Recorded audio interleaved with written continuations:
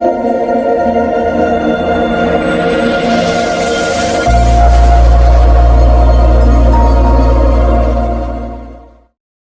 सद्गुरु महाराज की जय। महर्षि में ही सत्संग सुधा सागर से गुरु महाराज का प्रवचन शीर्षक संतों का संग दुर्लभ है। प्यारे धर्म प्रेमी महाशयों, हम लोग सत्संग संतों की वाणी के सहारे किया करते हैं। हमारे गुरु महाराज यही बतलाए हैं, संत संसर्ग त्रैवर्ण परम पद प्राप्य प्राप्य गति तोई प्रसन्ने। संतों का संग का नाम सत्संग है। संतों का संग दुर्लभ है, पहचान दुर्लभ है।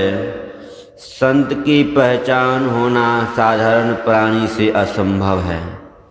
संत बड़े ऊंचे होते हैं, त्रैवर्ग पर परम पद, तीनों पदों से ऊपर पहुँचे हुए, स्थूल सूक्ष्म कारण मंडलों से ऊपर उठे हुए, विद्वान अर्थ धर्म काम इन तीनों से परे को भी त्रैवर्ग कहते हैं।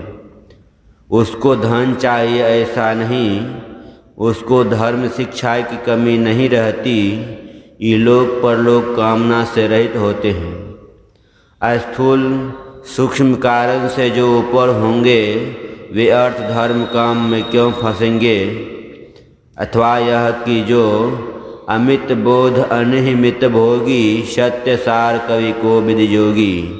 संसार में रहकर कुछ न कुछ लिया करते ही हैं, मित भोगी होते हैं, विषयासक्त नहीं होते, स्वल्प भोगी होते हैं। बिना कुछ लिए संसार में कोई नहीं रह सकते, इसलिए वे थोड़ा लेते हैं, किंतु संसार का बड़ा उपकार करते हैं। संत लिखने पढ़ने जाने या नहीं जाने, पंडित वे ही नहीं होते जो खूब पढ़े लिखे हों। बिना पढ़े लिखे भी पंडित होते हैं। पहले लिखना नहीं था, केवल श्रवण ज्ञान था, सुनते थे। कवि साहब के लिए लोग कहते हैं वे बहुत श्रुत थे, किंतु वे कहते हैं मैं मरजीवा समुद्र का डुबकी मारी, एक मुट्ठी लाया ज्ञान का जामे वस्तु अनेक। इस प्रकार शरीर में डुबकी लगाने से ये ज्ञानी हुए। बहुत श्रुत होने से, अंतर में गोता लगाने से ज्ञानी होते हैं। कोई पढ़े भी सुने भी, अंतर में गोता भी लगावें, तीनों तरह तथा एक तरह भी। जैसे भगवान बुद्ध, उनके गुरु अवश्य थे, किंतु उनको उस ज्ञान की तृप्ति नहीं हुई, क्योंकि उनको उस ज्ञान से तृप्ति नहीं हुई। वे कहते हैं मैं अपने आप सीखकर अपना गुरु किसे बताऊं?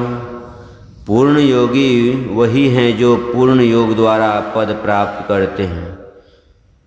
तो संत बहुत बोध रखते हैं, अमित बोध। इतने बड़े को साधारण लोग पहचान जाए, कैसे संभव है? कल्याण के एक लेख में आया था, मैं एक साधु महात्मा ज्ञानी आदि भले कहूँगा, किंतु संत नहीं कह सकता। संत उसे कह सकते हैं जिनके लिए यह उपनिषद वाक्य सार्थक हो चुकी है। विद्यते हृदय ग्रंथि छिद्यन्ते सर्व संशया क्षीयन्ते चास्य कर्माणि तस्मिन् दृष्टे परावरे। परे से परे को, परमात्मा को देखने पर हृदय की ग्रंथि खुल जाती है, सभी संशय छिन्न हो जाते हैं, सभी कर्म नष्ट हो जाते हैं।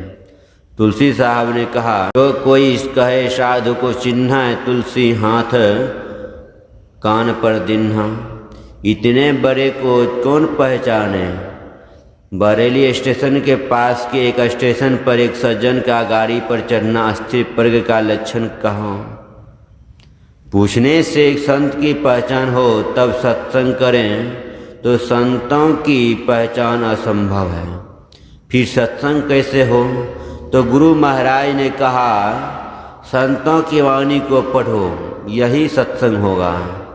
सत्संग का आधार संत हैं। बिना संत के सत्संग हो नहीं सकता। सत्संग भगवान का निज अंग है। संसार दूर हो जाए इसके लिए सत्संग। क्या संसार छोड़ने योग्य है?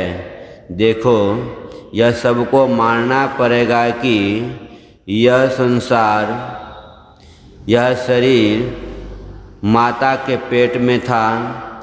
लोगों को याद तो नहीं, किंतु यह कहते हैं कि सिर नीचे होता है और पैर ऊपर। माता के पेट में रहना, ऊपर लटका हुआ, किंतु कितना दुख है। अभी कोई वैसे लटका दे तब देखिए क्या दुख। समय पूरा हुआ और निकले तो गर्दन पसार दिया। जन्मते समय बच्चा रोवे नहीं तो लोग समझेंगे मरा हुआ है। रोना दुख की पहचान है। इससे जाना जाता है कि उसको दुख अवश्य हुआ होगा। मुंह से कुछ बात नहीं कर सकते, भूख लगी है या कुछ रोग, मल मूत्र त्याग हो, उसी पर पड़े रहना, अपने से हिल डुल नहीं सकता। सोने का झूला हो या मखमल का पलंग हो, कोई बच्चा उस पर पड़ा हुआ हो तो फिर उसे क्या दुख, क्या सुख। फिर कुछ बढ़े तब क्या हुआ? जो मुंह में नहीं देने का वही दिया, जो नहीं छूने का वह भी छुआ। फिर बढ़े, कुछ पढ़े लिखे नहीं तो भारी दुख। पढ़ने पर घर गृहस्थी में गए, पारिवारिक झंझट। फिर दैहिक दैविक भौतिक ताप से कौन बचा सकता? श्री राम भी रोए, इससे कौन बच सकता? काम आया, कुकर में चले गए, लोगों की नज़र से गिर गए, अपने मन में भारी ग्लानि हुई, क्रोध आया, हृदय जल गया, अंधे हो गए। क्या करें नहीं करें कुछ सूझता नहीं। लोभ आया, जो नहीं लेने का वह ले लिया, चोरी कर ली, राजा से दंडित हुए। इसी प्रकार सब विकारों को जानिए तो क्या इस प्रकार संसार में रहना पसंद करते हैं? कभी नहीं। इसलिए संत कहते हैं सत्संग करो। प्रबल भव जनित त्रय व्याधि भेषज भक्ति, भक्त भेषज में द्वैत दरसी। तो किसकी? परमेश्वर की भक्ति समझने के लिए पहले ईश्वर को समझना होगा। ईश्वर नहीं है सुनकर रुलाई आती है। आधार को छोड़कर कैसे रहोगे? आधार को मत छोड़ो। जो आधार तुझको अच्छा बनावेगा उसको छोड़कर तुम कैसे रहोगे? वह ईश्वर है ही है। व्यापक व्याप अखंड अनंता अखिल अमोघ शक्ति भगवंता, यह ईश्वर है जो सब में भरा हुआ है ही। ईश्वर है, अंतर रहित है। नहीं रहेगा सो नहीं, रहेगा ही, है ही है। कहीं से आया नहीं है। जब कुछ नहीं था तब भी वह था, रहेगा ही। सारी प्रकृति को भरकर कितना विशेष है कहा नहीं जा सकता। इसका नहीं होना असंभव है। यदि कहो नहीं है तो प्रश्न उदय होगा, सारे शांतों के पार में क्या होगा? अनंत कहना ही पड़ेगा। यदि कहो अनंत के पार में क्या है तो तुम्हारा प्रश्न ही गलत है। अनंत का अंत ही नहीं होगा, उसके पार में कैसे क्या होगा? वह ईश्वर नहीं है, ऐसा कहने से गुंजाइश नहीं। वह स्थूल इंद्रियों से प्राप्त नहीं हो सकता। उपनिषद में सुना, मन से जिसका मनन नहीं किया जा सकता, बुद्धि भी नहीं जान सकती। लोग समझाते हैं मन बुद्धि आदि इंद्रियां नहीं रहेगी तो हम कैसे देखेंगे समझेंगे। आप बहुत शक्तिशाली हैं। जैसे एक एक इंद्रिय का एक एक विषय है, उसी प्रकार आपके निज का विषय परमात्मा है। इंद्रियों का संग छूटे, शरीर रहित होकर अकेले होकर रहे तो आप महान हैं, तब परमात्मा को प्राप्त करेंगे। इंद्रियों के संग से आपकी शक्ति घट जाती है। जैसे रोशनी पर आवरण पड़ने से उसका तेज कम हो जाता है, जैसे आँख से जो देखते हैं उसे ही रूप कहते हैं, उसी प्रकार जो चेतन आत्मा से पकड़ा जाए वह परमात्मा है। जन्मांध व्यक्ति चीज़ों के रूप को नहीं देख सकते, आँख वाले पहचानते हैं। यह बात दूसरी है। परमात्मा सबका आधार है, इसी से भक्ति करो, इसी की भक्ति करो। जो विषयों में फंसते हैं वह दुर्नाम करवाते हैं। कभी कभी राजा से दंडित होते हैं और अंत में नरक भी होता है। तो इस प्रकार विषय सुख से होता है। यदि परमात्मा की भक्ति करो तब वह उस परमात्मा को प्राप्त कर देखो कि वह सुख कैसा है। जिसकी इंद्रियां शांत नहीं, जिसका मन अशांत है, वह आत्मज्ञान द्वारा परमात्मा को प्राप्त नहीं कर सकता है। पापात्मा को ईश्वर की भक्ति में दिल नहीं लगता।